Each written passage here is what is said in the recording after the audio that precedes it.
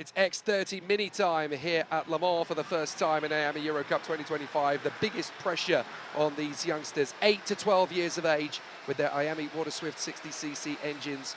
Never in any other form of sport is this much scrutiny given to so young an athlete. Daniel Ferguson and Milan Becciu on the front row of the grid from Mathis Brajeux and Louis Boots. Charles Ural and Edouard Roger from Aaron Bordenova and Mike Menard. Arthur Ponte and Oli Alexander Sorli, then Valentin Lefebvre and Jules Cech. Edouard Berger and Andrea De Peretti, Harry Chapman and Gabin Midali, then Sandro De Oliveira and Martin Chetkin, Nael El Gahoudi and Isaac El Houti, then Manuel Laurent, Martin Rodriguez, Kimi Prost and Marcus Engenassen, then Arel Harasmas and Ruben Maillet-Decor, Willis Morris and Max Engel, Artem Kikireshko and Luca Ferrus, Paul-André Alagna, Patrick Wood, Jules Chabrol and Noah C complete the field. 34 drivers, 8 to 12 years of age, as I pointed out before. In the world of football, tennis, rugby and cricket, you're never under this much scrutiny until you're 17, 18 years of age, when it's time to step forward into the arena for the first team in the leading division or into the grounds of Wimbledon or the Ashes. But in motor racing, you are under the scrutiny live on television from the age of 8 years old. Will they cope with the pressure for their first race? Well, for the first lap, it's not a formed start. They will go around again. That's the first false start that we have had in this Iame Euro Cup competition. And I have to say, full credit to them. I don't blame them so much.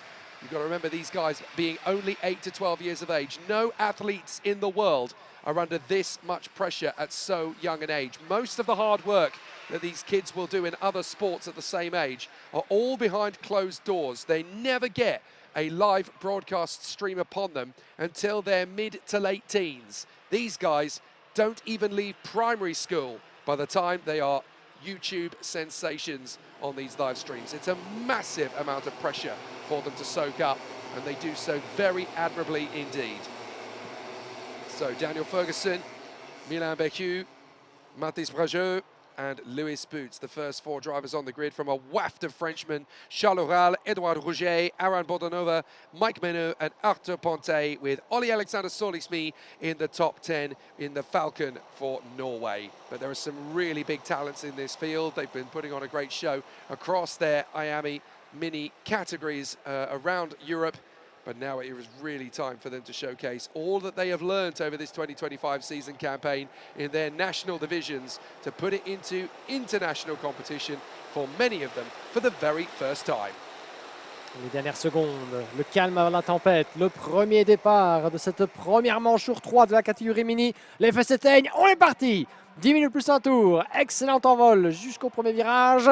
Gare au premier point de freinage, Daniel Ferguson, Milan Becciu, Mathis Brajeux dans cet ordre.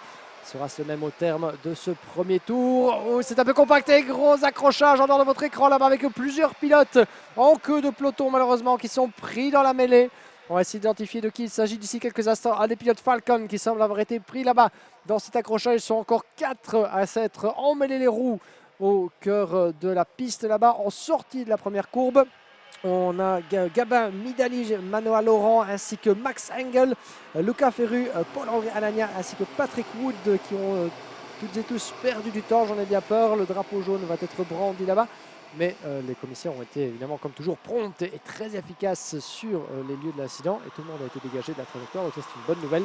La course va pouvoir se prolonger alors que nous avons, je viens seulement de l'apercevoir, le numéro 805 qui était en dehors de ma zone de vision. Luca Ferru de Valley Racing, le pilote français, qui va devoir mettre pied à terre. Yeah, one driver not completing the first lap. Everybody else caught up in that 7 to 8 kart fracas, able to get going again.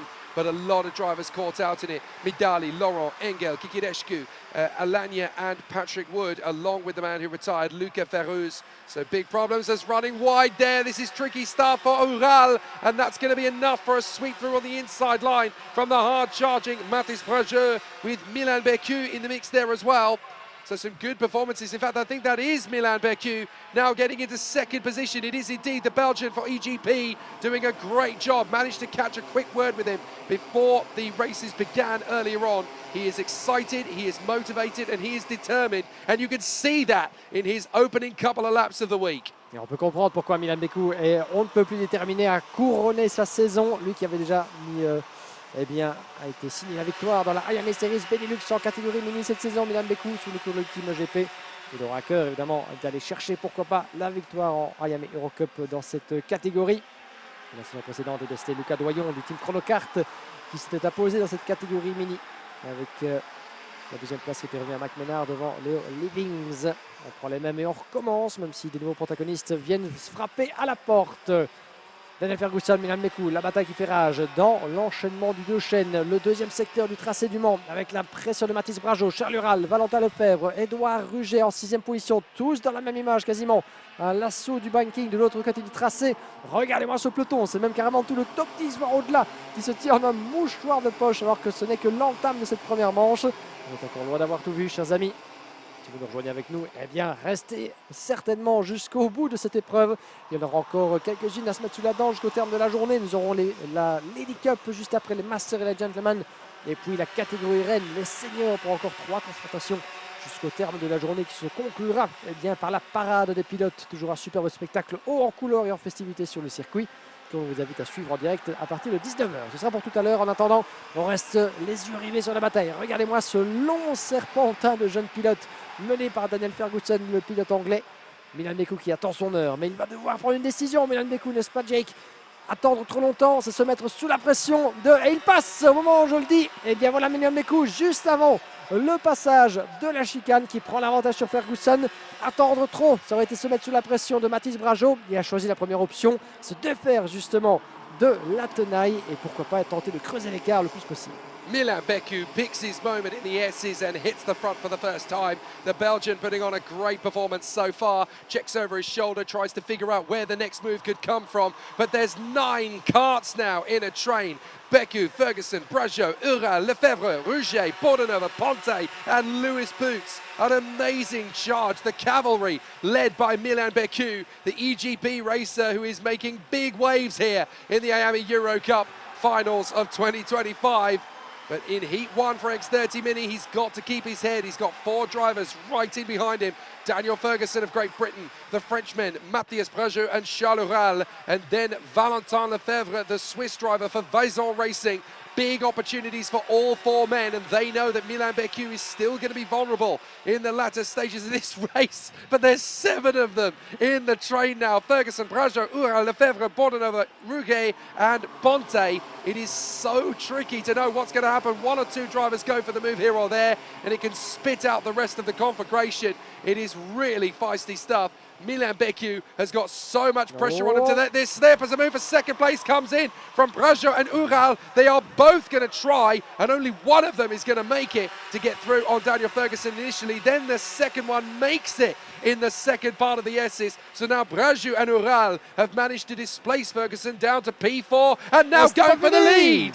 Ouais, ce n'est pas fini en effet. On a cru l'espace d'un instant que Mathis Brageau allait poursuivre sa chevauchée fantastique et attaquer Milan Beku les premiers virages. Il n'en est rien. Il attend son heure, Mathis Brageau.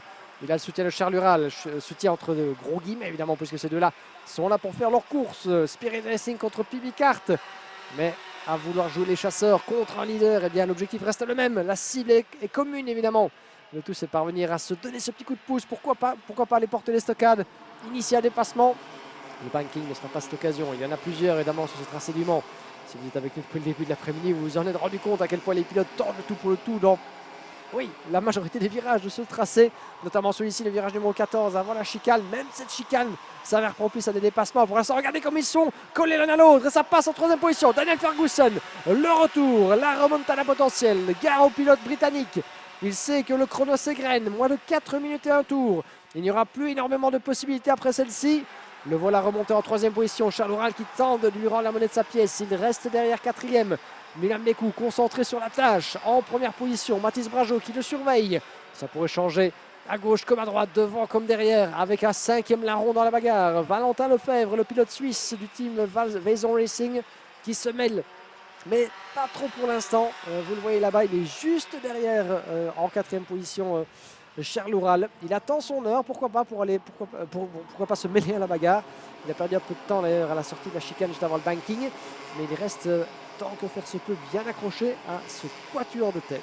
It's a good run from Daniel Ferguson to get into that position, and now he's going to try and make the bid for first place on Milan Beku, who does not move aside. The Belgian holds his nerve for some great racecraft. Any other driver would have seen the car that far alongside and maybe have conceded a little bit more room, but not Milan Beku. He works so hard to hold on to his lead. Now he's going to try again up the inside line, and this time the British driver makes it stick. Ferguson gets through on Milan Beku. What can the Belgian do in retaliation? So far, so good though between Ferguson and Beku, but watch for the Frenchmen. Brajo and Ural definitely want to throw their hat into the ring. They've got 2.5 minutes and they've got millimeters between themselves and the men in front of them. They've got every opportunity to make the progress up to the banking. Is there going to be another big slingshot maneuver? Looks like they're going to have to fold in formation at the moment. The top 5 all in the line. Ferguson, Beku, Brajo, Ural, and now the Swiss driver Valentin Lefebvre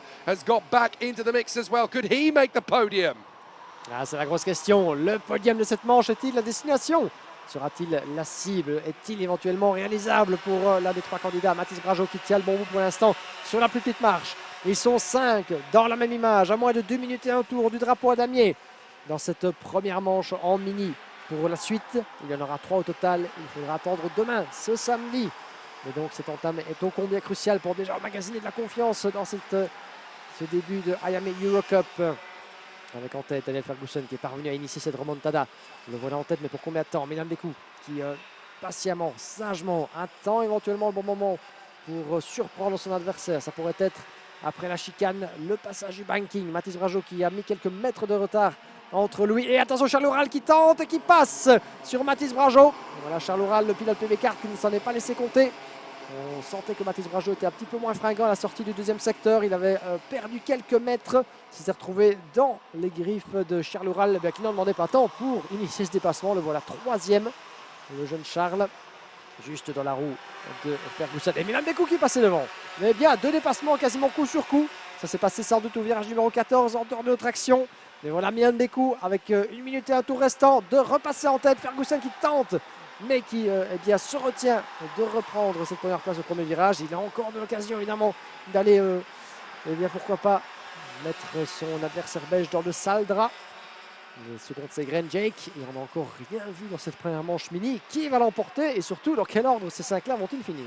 So Milan Beku gets back into the lead, then drifts wide from the lead as he feels the pressure and the intensity of the 4 young men behind him. Daniel Ferguson, Charles Ural, Mathis Brajo and Valentin Lefebvre as they all want a piece of this down the back straight on the run to the left-hander, one of the toughest braking zones of the lot. Can Ferguson respond here to Milan Beku? There's nothing in it as they get down to that braking zone. Ferguson tries again. Whoa. Beku keeping it nice and tidy as we go into the last lap this time by. It will be across the line, and with one final charge, Beku now opening up the defensive tactics. Ferguson holds the inside line. Ural and Brajo are going with them, and through turn 1 there is no change in the positions, but I've got a feeling we could see several overtakes on this last lap as Ferguson is all over the back of Milan Beku. Watch for Brajo comes through on Charles Ural, and it's all game on.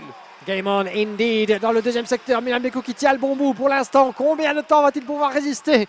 Il doit se dire qu'il va être on ne peut plus heureux sur son casque, que ce soit le dernier tour déjà. Et regardez la sortie de la chicane. Le deuxième secteur lui a été profitable. Il a mis quelques mètres d'avance entre lui et le reste de ses poursuivants avec Daniel Ferguson qui continue de se battre. Il commence peut-être à prendre conscience qu'il n'aura peut-être pas l'occasion dans le dernier secteur d'aller renverser la vapeur. Il doit résister. Et l'ajout défensif par rapport à Charles Ural qui lui va tenter le tout pour le tout. Mathis Brajo sous la pression de Valentin Lefebvre. La bataille pour la 4e place, elle est lancée également dans la chicane. Le dernier coup d'accélérateur et ce sera la victoire pour Milan Beku, le jeune pilote de l'Ultime GP. La photo finish derrière, Daniel Ferguson, Charles Ural, 2 et 3, séparés par moins d'un dixième. Et juste derrière, 3 centièmes de seconde entre Mathis Brajo et Valentin Lefebvre sur la ligne d'arrivée. Mais quelle première manche, quelle entame de week-end dans la Iame Eurocup pour ces jeunes de la catégorie mini. Ce sont nos plus jeunes compétiteurs parmi les 300 que nous avons ici au Mans. Et la catégorie mini, comme toujours, eh bien, ne nous déçoit jamais. The timing of absolutely everything from Milan Beku was spot on in that closing 3 laps. He knew exactly when to make the overtaking move. He knew where to place the car to keep them all back. And Milan Beku triumphs for EGP in the first of the X30 mini heats ahead of Daniel Ferguson, Charles Oral, Mathis Brajeux and Valentin Lefebvre. Then Mike Menard in front of Edouard Rouget, Louis Pootz, Aaron Bordenova and Edouard Berger in the top 10. Arthur Ponte and Nael El Khalhoudi is next up. 13th place for Harry Chapman ahead of Sandro D'Oliveira and Jules Cech. Then Noah C, Marcus Engenassen, Andrea De Peretti and Ole Alexander Solismi. From Martin Rodriguez, Kimi Prost, Isaac El Houti, Martin Chekin Gomez, Aurélie Harasmas, Ruben Maya Decor, and then Willis Morris, Gavin Medali, Jules Chabrol, Artem Kikireshko, Manoa Laurent, Patrick Wood, Max Engel, and Paul-André Alagna. Just one retirement from the race, and that was Luque Ferrus in the very closing stages of the opening lap. A fabulous battle then has ignited in X30 Mini, but one man has pulled off the moves to put him right into the firing line for this competition early doors for Belgium and for EGP, Milan Beku. What can they do about him tomorrow? You'll have to stick around to find out.